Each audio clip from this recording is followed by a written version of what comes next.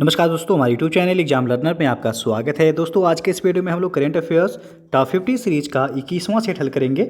ये आपके आगामी होने वाले एग्जाम उत्तर प्रदेश विधान परिषद सचिवालय आरओ और बीपीएससी दोनों ही जो है परीक्षाओं के लिए महत्वपूर्ण है। तो वीडियो को लाइक शेयर कर दीजिएगा और चैनल को अभी तक आप सब्सक्राइब नहीं किए हैं तो चैनल को सब्सक्राइब कर लीजिएगा। साथ में बेल आइकन को प्रेस कर लीजिएगा जिससे आने वाले अगले वीडियो का नोटिफिकेशन आपको पहले मिल जाए और इसका पीडीएफ आपको हमारे टेलीग्राम चैनल पर मिल जाएगा। नीचे डिस्क्रिप्शन में टेलीग्राम का लिंक दे दिया गया, वहाँ से ज्वाइन करके आप पीडीएफ भी डाउनलोड कर सकते हैं। और इसके पहले के जितने भी जो है प्रैक्टिस सेट वह अपलोड हो चुके हैं तो डिस्क्रिप्शन में उसका भी लिंक दे दिया गया, वहाँ से या फिर चैनल के प्लेलिस्ट में जाके आप वीडियो को देख सकते हैं। तो चलिए जो है शुरू करते हैं। दोस्तों, जो है अकेडमी पर आप यूपी के किसी भी जो है एग्ज़ाम की तैयारी करना चाहते हैं, जुड़ के आप तैयारी कर सकते हैं। और इसमें आपको अपनी पसंद के सभी शिक्षकों के साथ मोबाइल में किसी भी समय किसी भी जगह से अध्ययन कर सकते हैं। यदि आप लाइव किसी भी वीडियो को याद करते हैं तो आप अभी भी रिकॉर्ड रूप में वीडियो को देख सकते हैं। और सभी कक्षाओं के बाद आपको क्लास नोट्स दिए जाते हैं। प्रत्येक चौथा व्याख्यान एक शंका समाधान यानी कि डाउट सेशन का होता है, जिसमें चल रहे विषयों से संबंधित आपके डाउट को जो है क्लियर किया जाएगा। और इसमें की फीचर्स है जो आप देख सकते हैं। पर डे के हिसाब से आपको 17 रुपये जो है पड़ेगा। और उसमें आपको लाइव डाउट क्लियरिंग सेशन होगा, regular subject wise and mock test कराया जाएगा। Learn from faculty of your choice, अपने चॉइस के अनुसार आप फैकल्टी जो है सेलेक्ट कर सकते हैं। ईएमआई पेमेंट का भी ऑप्शन अवेलेबल है। तो आप जो है किसी अब कोर्सेज जो है आप देख सकते हैं अवेलेबल जो है अनअकैडमी पर। यूपीपीएससी के रिगार्डिंग यूपीपीसीएस का न्यू फाउंडेशन बैच आपका starting everyday Wednesday bye top UPPCS educators, यानी कि प्रत्येक बुधवार को यूपीपीसीएस के टॉप एजुकेटर्स द्वारा यूपीपीसीएस का बैच जो है यहाँ स्टार्ट होता है। और यूपीएसआई का बैच अवेलेबल है, बीईओ आरओ लेखपाल, ये सभी बैचेज जो है अवेलेबल हैं। और आप देख सकते हैं टॉप एजुकेटर्स द्वारा यूपीपीएससी और यूपी ट्रिपल एससी के एग्जाम के जो है प्रिपरेशन कराए जाते हैं। और इसमें यदि आप 1 मंथ का सब्सक्रिप्शन लेते हैं तो आपको 1400 रुपये पड़ेगा। 3 मंथ का सब्सक्रिप्शन लेते हैं तो 3500 रुपये। और जो है 6 मंथ का सब्सक्रिप्शन लेते हैं तो 5600। 12 मंथ यानी कि 1 साल का सब्सक्रिप्शन लेते हैं तो आपको जो है 7000 रुपये पड़ेगा। और यदि आप जो है 24 मंथ यानी कि 2 साल का सब्सक्रिप्शन लेते हैं तो 8400 रुपये पड़ेगा। यदि आप हमारा जो है रेफरल कोड यूज करेंगे एग्जाम लर्नर EXAMLEARNER, तो आपको जो है 10% का एक्स्ट्रा जो है डिस्काउंट मिल जाएगा। यानी कि आपको जो है 8400 में जो है आपको 10% की अतिरिक्त छूट मिल जाएगी, जिसमें आपको 7560 रुपये जो है देने पड़ेंगे यदि आप जो है 2 साल का जो है सब्सक्रिप्शन लेते हैं। तो इसके लिए सबसे पहले आपको क्या करना है, तो अनअकैडमी का लर्निंग ऐप इंस्टॉल करना होगा और आपको जो है लॉगिन करना होगा। बाकी जो है डिस्क्रिप्शन में आपको लिंक दे दिया गया है, वहाँ से जाके जो है आप चेक कर सकते हैं। तो पहला प्रश्न है आपका कि गैस आधारित पावर प्लांट के लिए रिलायंस पावर का किस देश के साथ समझौता हुआ है? तो यह बांग्लादेश के साथ समझौता हुआ है। बी ऑप्शन सही हो जाएगा। गैस आधारित पावर प्लांट के लिए रिलायंस पावर का जो है बांग्लादेश के साथ समझौता हुआ है। बी विकल्प जो है सही है आपका। दूसरा प्रश्न है अब आयुष्मान भारत प्रधानमंत्री जन आरोग्य योजना की शुरुआत कब हुई है? तो इसका शुरुआत 23 सितंबर 2018 को हुआ था। तो ये जो है पूछा जा सकता है आयुष्मान भारत प्रधानमंत्री जन आरोग्य योजना की शुरुआत कब हुआ है? तो 23 सितंबर 2018 को। अगला प्रश्न है आपका पुस्तक girl power India women who broke the rules के लेखक कौन है? तो इसके लेखक हैं नेहा जे हीरानंदानी। ये ऑप्शन जो है सही हो जाएगा। अगला प्रश्न है आपका अगस्त 2020 में किस प्रसिद्ध उर्दू कवि का इंदौर में कोविड-19 के इलाज के दौरान निधन हो गया? तो ये हैं राहत इंदौरी। ये ऑप्शन जो है सही हो जाएगा यहाँ। अगला प्रश्न है आपका कि किसकी अध्यक्षता में खेल मंत्रालय ने राष्ट्रीय खेल पुरस्कार 2020 हेतु चयन समिति गठित की है? तो यह मुकुंदकम शर्मा के जो है अध्यक्षता में खेल मंत्रालय द्वारा राष्ट्रीय खेल पुरस्कार 2020 हेतु एक चयन समिति का गठन किया गया है। तो सी विकल्प जो है आपका सही हो जाएगा। अगला प्रश्न है आपका वर्तमान में किसे प्रधानमंत्री नरेंद्र मोदी का निजी सचिव नियुक्त किया गया है? तो यह जो है हार्दिक सतीश चंद्र शाह को वर्तमान में जो है प्रधानमंत्री नरेंद्र मोदी का निजी सचिव नियुक्त किया गया है। अगला प्रश्न है आपका हाल ही में रूस द्वारा किस देश को S-400 मिसाइल सुरक्षा प्रणाली की आपूर्ति पर रोक लगा दी गई? तो इसका सही आंसर हो जाएगा ऑप्शन बी से हो जाएगा चीन को। हाल ही में जो है रूस के द्वारा चीन को S-400 मिसाइल सुरक्षा प्रणाली की आपूर्ति पर जो है वो रोक लगा दी गई है। अगला प्रश्न है अब आपका, वर्ष 2020 से 23 के लिए एक नई राज्य औद्योगिक विकास नीति का शुरुआत किस राज्य सरकार ने की है? तो यह आंध्र प्रदेश राज्य सरकार के द्वारा किया गया है। डी विकल्प सही हो जाएगा। अगला प्रश्न है आपका, विश्व आदिवासी दिवस के अवसर पर किस राज्य के मुख्यमंत्री ने इंदिरा वन मितान योजना शुरू किए जाने की घोषणा की है? तो यह छत्तीसगढ़ राज्य सरकार के द्वारा इंदिरा वन मितान योजना शुरू किया गया है।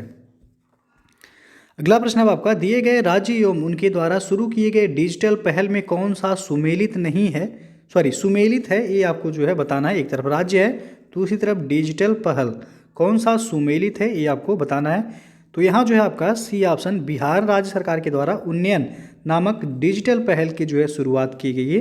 तो सी ऑप्शन सही है। बाकी छत्तीसगढ़ दिया गया इस्माइल, जबकि इस्माइल जो है डिजिटल पहल ये राजस्थान राज्य सरकार के द्वारा जो है शुरू किया गया है। इस्माइल याद रखिएगा, डिजिटल पहल किस राज्य के द्वारा? तो राजस्थान राज्य के द्वारा। और बी दिया गया मेघालय के द्वारा पढ़ाई तुहार द्वार, ये भी जो है आपका गलत है। पढ़ाई तुहार द्वार यह छत्तीसगढ़ राज्य सरकार के द्वारा शुरू किया गया डिजिटल पहल है, छत्तीसगढ़। और डी जो दिया गया है राजस्थान के द्वारा ई स्कॉलर पोर्टल, तो ये भी जो है आपका गलत है। ई स्कॉलर पोर्टल ये मेघालय राज्य में जो है शुरू किया गया है। तो यहाँ आपसे पूछा गया था कौन सा सुमेलित है, तो सी विकल्प जो है सुमेलित है। इसे याद रखिएगा, बिहार राज्य सरकार के द्वारा उन्नयन नामक डिजिटल पहल की शुरुआत जो है की गई है। अगला प्रश्न है आपका, केंद्रीय श्रम और रोजगार मंत्रालय ने श्रमिकों व रोजगार प्रदाताओं की शिकायतों का निवारण करने के लिए किस पोर्टल को लॉन्च किया है? तो इसका सही जो आंसर हो जाएगा ऑप्शन बी, संतुष्ट पोर्टल को लॉन्च किया गया है। किसके द्वारा? तो केंद्रीय श्रम और रोजगार मंत्रालय द्वारा श्रमिकों व रोजगार प्रदाताओं की शिकायतों के निवारण के लिए जो है ये संतुष्ट पोर्टल लॉन्च किया गया है। अगला प्रश्न अब आपका, हाल ही में चर्चा में रहा एनपीआर पहली बार कब तैयार किया गया था? तो यह आपका पहली बार 2010 में तैयार किया गया था। और एनपीआर का जो फुल फॉर्म होता है वह होता है national population register. National population register NPR का जो है फुल फॉर्म होता है।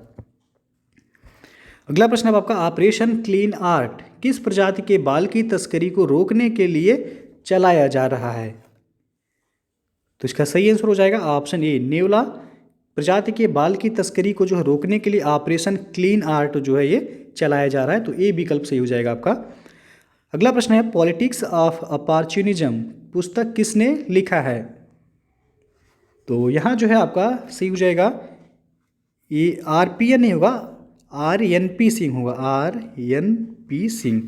तो ये ऑप्शन सही होगा, आरपीएन नहीं होगा, यहाँ आरएनपी सिंह के द्वारा लिखा गया। इनका पूरा नाम है राम नरेश प्रसाद सिम्हा। तो पॉलिटिक्स ऑफ अपॉर्चुनिज्म यह आरएनपी सिंह के द्वारा जो है लिखा गया है। और शशि थरूर के पुस्तक का जो नाम है, जिनको भी हाल ही में जो है अंग्रेजी के लिए साहित्य अकादमी पुरस्कार दिया गया था, वह है an era of darkness. An era of darkness के लिए शशि थरूर को जो है अंग्रेजी का साहित्य अकादमी पुरस्कार जो है दिया गया है। तो ये जो है याद रखिएगा। अगला प्रश्न आपका, 1 फरवरी 2020 को आयोजित ऑस्ट्रेलिया ओपन का महिला एकल खिताब किसने जीता है? तो इसका जो सही आंसर हो जाएगा ऑप्शन सी से होगा, सोफिया केनिन ने ऑस्ट्रेलिया ओपन का खिताब जो है जीता है। यह आपका 1 फरवरी 2020 को आयोजित किया गया था। और ये महिला एकल जो है विजेता हैं सोफिया केनिन। और पुरुषों में जो है पुरुष एकल विजेता जो हैं ऑस्ट्रेलियन ओपन के, वह हैं नोवाक जोकोविच। तो इनका भी जो है नाम याद रखिएगा। यदि पुरुष एकल विजेता पूछा जाए तो नोवाक जोकोविच हो जाएंगे, उसके बाद जो है, और महिला एकल विजेता जो हैं वह हैं सोफिया केनिन। अगला प्रश्न है आपका, भारतीय रेलवे द्वारा कौन सा एकीकृत मोबाइल नंबर जारी किया गया है? तो भारतीय रेलवे के द्वारा 139 एकीकृत मोबाइल नंबर जो है जारी किया गया है। ये ऑप्शन सही हो जाएगा। अगला प्रश्न है आपका, इंडिया कूलिंग एक्शन प्लान किस मंत्रालय या आयोग के द्वारा जारी किया गया है? तो ये आपका पर्यावरण वन और जलवायु मंत्रालय के द्वारा जारी किया गया है इंडिया कूलिंग एक्शन प्लान।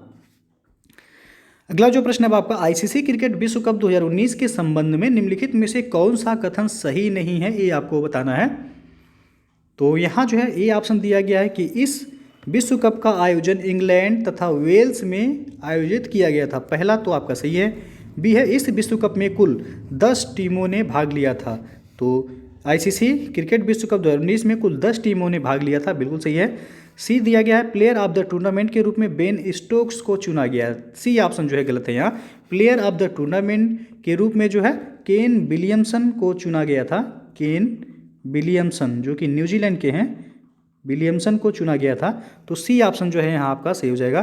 बाकी डी ऑप्शन दिया गया है कि इंग्लैंड ने यह खिताब पहली बार जीता है, ये भी आपका सही है। इंग्लैंड द्वारा जो है पहली बार खिताब जीता गया है। अगला प्रश्न आप देखते हैं कि 10 studies in Kashmir history and politics के लेखक कौन हैं? तो इसके लेखक जो हैं प्रोफेसर के एन पंडित हैं। ए ऑप्शन सही हो जाएगा। पुस्तक का नाम याद रखिएगा, 10 studies in Kashmir history and politics. अगला प्रश्न अब आपका G7 का 46वां शिखर सम्मेलन 2020 में कहाँ आयोजित होगा? तो इसका सही जो आंसर हो जाएगा ऑप्शन सी से होगा, ये यूएसए यानी कि अमेरिका में G7 का 46वां शिखर सम्मेलन आयोजित किया जाएगा। अगला जो प्रश्न है आपका, मित्र शक्ति संयुक्त थल सेना अभ्यास किन दो देशों के बीच किया जाता है? तो मित्र शक्ति ये भारत और श्रीलंका के मध्य थल सेना का युद्धाभ्यास है, ये ऑप्शन सही हो जाएगा। और भारत और इंडोनेशिया के बीच जो है समुद्र शक्ति नामक नौसेना का अभ्यास जो है किया जाता है। और जो भारत और फ्रांस के बीच शक्ति नामक जो है थल सेना का अभ्यास किया जाता है। और भारत और मलेशिया के बीच हरिमऊ शक्ति नामक जो है सैन्य अभ्यास किया जाता है, जो कि ये भी आपका थल सेना का जो है अभ्यास है। तो यहाँ पूछा गया आपसे मित्र शक्ति संयुक्त थल सेना का अभ्यास भारत और श्रीलंका के मध्य जो है आयोजित किया जाता है। अगला जो प्रश्न है आपका, बौद्धिक संपदा सूचकांक 2020 में भारत का स्थान क्या है?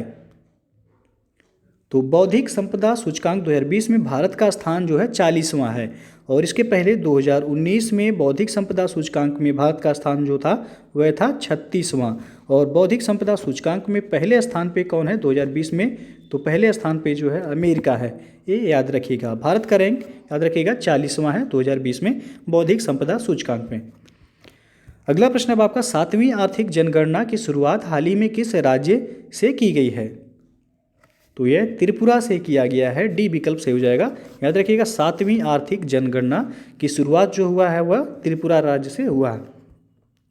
अगला प्रश्न है आपका, किस राज्य सरकार ने जुलाई 2019 में अंतर्राज्यीय जलमार्ग पर वाटर टैक्सी की शुरुआत करने की घोषणा की है? तो यह गोवा राज्य सरकार के द्वारा जो है जुलाई 2019 में अंतर्राज्यीय जलमार्ग पर वाटर टैक्सी की शुरुआत करने की घोषणा की गई है। अगला जो प्रश्न है आपका, हाल ही में किस राज्य सरकार के द्वारा अपने राजकीय पक्षी को बचाने के लिए ऐप जारी किया गया है? तो यह जो है बिहार राज्य सरकार के द्वारा जो है ऐप जारी किया गया अपने राजकीय पक्षी को बचाने के लिए। और बिहार का जो है राजकीय पक्षी क्या है? तो वह गौरैया है, याद रखिएगा। बिहार का राजकीय पक्षी जो है गौरैया है। अगला प्रश्न आप देखते हैं कि 2019-20 के खरीफ के लिए धान की सामान्य किस्म का एमएसपी प्रति क्विंटल कितना है? तो यहाँ जो है आपका 2019-20 का पूछा गया है। तो 2019-20 का जो धान का एमएसपी था वह आपका था 1815 रुपये प्रति क्विंटल। और 2020-21 का जो है एमएसपी याद रखिएगा, ये भी आपका जारी किया गया है धान का। तो 2020 का जो सामान्य धान का एमएसपी जो जारी किया गया है 2020-21 का वह 1868 रुपये जारी किया गया है। और ए ग्रेड धान का जो है 1888 रुपये, ये जो है आप याद रखिएगा। 2019-20 का यदि पूछा जाए तो 1815 रुपये जो है सामान्य धान का था। उसके बाद जो है 1835 रुपये जो है ए ग्रेड धान का था। और 2020-21 का जो एमएसपी जारी किया गया है खरीफ के लिए वह धान के लिए आपका सामान्य धान के लिए 1868 रुपये, ए ग्रेड धान के लिए 1888 रुपये जो है जारी किया गया एमएसपी। अगला प्रश्न है आपका कि 13 फरवरी 2020 को किस अंतर्राष्ट्रीय संगठन ने स्टेप विथ रिफ्यूजी अभियान की शुरुआत किया है?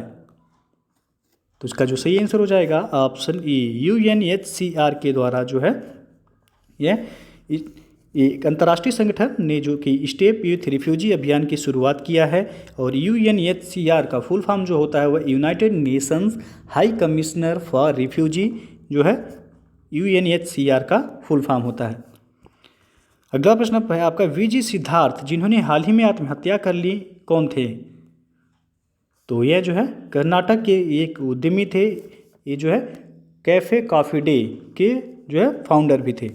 कैफ़े कॉफ़ी डे के फाउंडर थे VG सिद्धार्थ। अगला जो प्रश्न है आपका, 66वें राष्ट्रीय फिल्म पुरस्कार में किसे बेस्ट फीचर फिल्म का पुरस्कार प्रदान किया गया है? तो इसका जो सही आंसर हो जाएगा ऑप्शन सी से हो जाएगा, फिल्म हेलारो, जो कि गुजराती भाषा का ये फिल्म है, जिसको जो है 66वें राष्ट्रीय फिल्म पुरस्कार में बेस्ट फीचर फिल्म का पुरस्कार दिया गया है। फिल्म हेलारो है ये, जो कि गुजराती भाषा का फिल्म है।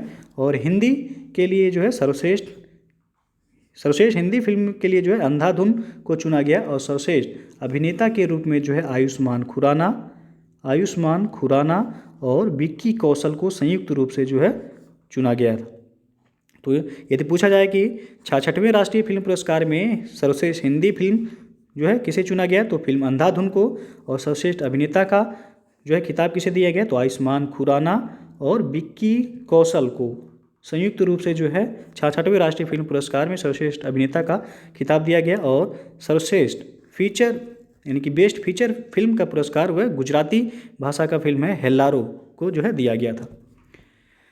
अगला प्रश्न है आपका, नाटो का 30वां सदस्य किसे बनाया गया है? तो नाटो का 30वां सदस्य उत्तरी मैसिडोनिया को बनाया गया है। नाटो का फुल फॉर्म जो होता है North Atlantic Treaty Organisation, NATO का जो है फुल फॉर्म होता है। और इसका 30वां सदस्य देश जिसे बनाया गया वह उत्तरी मैसिडोनिया है। अगला जो प्रश्न है आपका कि किस राज्य सरकार की कैबिनेट में माँ बाप की सेवा नहीं करने वाले बच्चों को जेल भेजने का फैसला लिया गया है? तो इसका सही आंसर हो जाएगा ऑप्शन डी, बिहार राज्य सरकार के द्वारा माँ बाप की सेवा नहीं करने वाले बच्चों को जो है जेल भेजने का फैसला लिया गया है। अगला प्रश्न आपका, संयुक्त राष्ट्र की संस्था ILO यानी कि इंटरनेशनल लेबर ऑर्गेनाइजेशन की हालिया रिपोर्ट के अनुसार विश्व की सबसे बड़ी औद्योगिक दुर्घटना में से किसे माना गया है? तो इसका जो सही आंसर हो जाएगा ऑप्शन डी, भोपाल गैस त्रासदी। ये आपका 1984 में हुआ था। 2 से 3 दिसंबर 1984 के बीच जो है यह घटना हुआ था, भोपाल गैस त्रासदी, जिसके भोपाल गैस त्रासदी के नाम से इसे जाना जाता है। और इसमें जो है MIC मिथाइल आइसोसाइनाइड गैस के रिसाव से जो है यह हुआ था। और ये भी जो है आपका इंपॉर्टेंट है, पहला जो दिया गया चेरनोबिल परमाणु दुर्घटना 1986 आपका यूक्रेन में जो हुआ था। फुकुशिमा परमाणु दुर्घटना 2011 और सीरिया में जहरीली गैस का रिसाव के उपयोग। लेकिन जो है आपसे जो यहाँ पूछा गया प्रश्न कि संयुक्त राष्ट्र की जो ILO की संस्था है, हालिया रिपोर्ट के अनुसार जो है विश्व की सबसे बड़ी औद्योगिक दुर्घटना में किसे माना गया है, तो भोपाल गैस त्रासदी को माना गया है, जिसमें MIC गैस का जो है रिसाव हुआ था। अगला प्रश्न है आपका, लोकसभा चुनाव 2019 में चुनी गई देश की सबसे युवा सांसद कौन है? तो यह है चंद्रानी मुर्मू, बी ऑप्शन जो है सही हो जाएगा। लोकसभा चुनाव जो कि 17वीं लोकसभा था, ये क्रम जो है याद रखिएगा।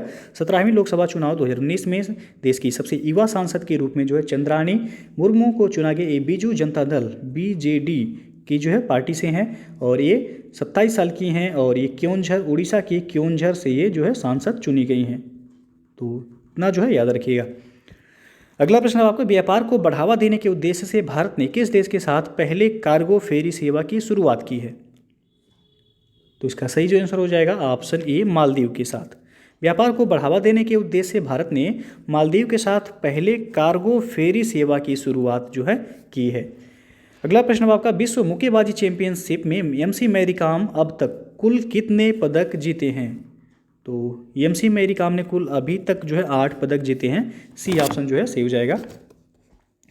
अगला प्रश्न आपका कि भारत सरकार द्वारा TB समाप्त करने का लक्ष्य जो है कब तक रखा गया है? TB यानी कि जो है जिसको क्षय रोग भी कहा जाता है, तो भारत सरकार के द्वारा TB यानी कि क्षय रोग को समाप्त करने का लक्ष्य जो रखा गया है वह वर्ष 2025 तक रखा गया है। बी ऑप्शन जो है सही हो जाएगा यह। अगला प्रश्न अब आपका, इंडस्ट्री 4.0 का संबंध किससे है? तो यह आपका ऑटोमेशन से है, सी विकल्प से हो जाएगा। इंडस्ट्री 4.0 का संबंध ऑटोमेशन से है। अगला प्रश्न है, निम्नलिखित में से कहाँ पर हिंदी को न्यायालय में तीसरी आधिकारिक भाषा का दर्जा दिया गया है? तो यह जो है संयुक्त अरब अमीरात की जो है अबू धाबी में जो है हिंदी को न्यायालय में तीसरी आधिकारिक भाषा का दर्जा दिया गया है, यूएई में। तो सी ऑप्शन जो है सही हो जाएगा। अगला प्रश्न है आपका कि जनजातीय संग्रहालय जो कि स्वतंत्रता सेनानियों को समर्पित किया गया है, किस राज्य में बनेगा? तो ये आपका गुजरात में बनाया जाएगा, डी विकल्प जो है सही हो जाएगा यहाँ। अगला प्रश्न है आपका कि क्लीन प्लेट अभियान किस देश ने शुरू किया है? तो क्लीन प्लेट अभियान चीन के द्वारा शुरू किया गया, सी विकल्प सही हो जाएगा। अगला प्रश्न है आपका यूरोपीय संघ ने निर्माण श्री परियोजना किस भारतीय राज्य के लिए शुरू की है? तो यह महाराष्ट्र और उड़ीसा राज्य के द्वारा शुरू किया गया है, यूरोपीय संघ द्वारा निर्माण श्री परियोजना। तो डी विकल्प यहाँ सही हो जाएगा। अगला प्रश्न आप देखते हैं कि ग्वालियर चंबल एक्सप्रेसवे का नाम बदलकर किस राजनेता के नाम पर रखा गया है?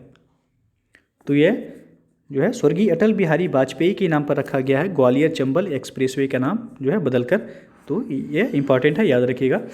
अगला प्रश्न है आपका द एनीवेयर स्कूल नामक पहल की घोषणा किसने की है? तो यह गूगल के द्वारा किया गया है, ये ऑप्शन सही हो जाएगा। द एनीवेयर स्कूल नामक पहल की घोषणा गूगल के द्वारा किया गया है। और अगला प्रश्न है आपका कि 51वां भारतीय अंतर्राष्ट्रीय फिल्म महोत्सव का आयोजन किस राज्य में किया जाएगा? तो 51वां भारतीय राष्ट्रीय फिल्म महोत्सव का आयोजन गोवा में किया जाएगा, सी ऑप्शन सही हो जाएगा। अगला प्रश्न है आपका किस देश ने स्पुतनिक वी यानी कि स्पुतनिक 5 नाम से दुनिया की पहली कोविड-19 वैक्सीन लाई? तो यह जो है रूस के द्वारा बनाया गया है, ये ऑप्शन सही हो जाएगा। यहाँ नाम जो याद रखिएगा स्पुतनिक 5। अगला प्रश्न आपका पुस्तक क्रिकेट ड्रोना के लेखक कौन है? तो इसका सही जो आंसर हो जाएगा ऑप्शन बी, जतिन प्रांजपे जो है पुस्तक का नाम इनके जो है याद रखिएगा, क्रिकेट ड्रोना के लेखक हैं। अगला प्रश्न है आपका रेलवे बोर्ड के पहला सीईओ किनको बनाया गया है? तो इसका सही जो आंसर हो जाएगा ऑप्शन बी, विनोद कुमार यादव यानी कि बी के यादव को रेलवे बोर्ड का पहला सीईओ बनाया गया है। अगला प्रश्न है आपका कि गंदगी भारत छोड़ो अभियान किस राज्य ने शुरू किया है? तो यह मध्य प्रदेश राज्य सरकार के द्वारा गंदगी भारत छोड़ो अभियान की शुरुआत की गई है। और अगला प्रश्न है आपका ऑनलाइन शिक्षा के लिए जी स्वीट और गूगल क्लासरूम लॉन्च करने वाला देश का पहला राज्य कौन है? तो यह है महाराष्ट्र, ये ऑप्शन सही हो जाएगा। याद रखिएगा ऑनलाइन शिक्षा के लिए जी स्वीट और गूगल क्लासरूम लॉन्च करने वाला देश का पहला राज्य जो बना है वह है महाराष्ट्र। और अंतिम प्रश्न है आपका कि गूगल ने भारत में रोजगार आवेदन हेतु निम्न में से किस ऐप को लॉन्च किया है? तो यह कोरमो जॉब्स ऐप को लॉन्च किया गया है, गूगल के द्वारा ये जो है लॉन्च किया गया। याद रखिएगा गूगल ने भारत में रोजगार आवेदन हेतु जो है कोरमो जॉब्स ऐप को लॉन्च किया गया है। तो दोस्तों जो है ये था आपका करेंट अफेयर्स का टॉप 50 का आपका 21वां सेट। इसके पहले जो है 20 सेट अपलोड हो चुके हैं, जो लोग नहीं देखे हैं चैनल के प्लेलिस्ट में जाके आप जो है करेंट अफेयर्स टॉप 50 सीरीज को आप जो है देख सकते हैं। और नीचे डिस्क्रिप्शन में लिंक भी दे दिया गया, वहाँ से भी आप देख सकते हैं। तो दोस्तों यदि वीडियो पसंद आया हो तो लाइक शेयर कर दीजिएगा, और चैनल को अभी तक आप सब्सक्राइब नहीं किए हैं तो चैनल को सब्सक्राइब कर लीजिएगा, साथ में बेल आइकन को प्रेस कर लीजिएगा, जिससे आने वाले अगले वीडियो का नोटिफिकेशन आपको पहले मिल जाए। और इसका PDF भी आपको हमारे टेलीग्राम चैनल पर मिल जाएगा, नीचे डिस्क्रिप्शन में उसका भी लिंक दे दिया गया है, वहाँ से आप ज्वाइन करके PDF डाउनलोड कर सकते हैं। तो दोस्तों वीडियो को पूरा देखने के लिए बहुत बहुत धन्यवाद।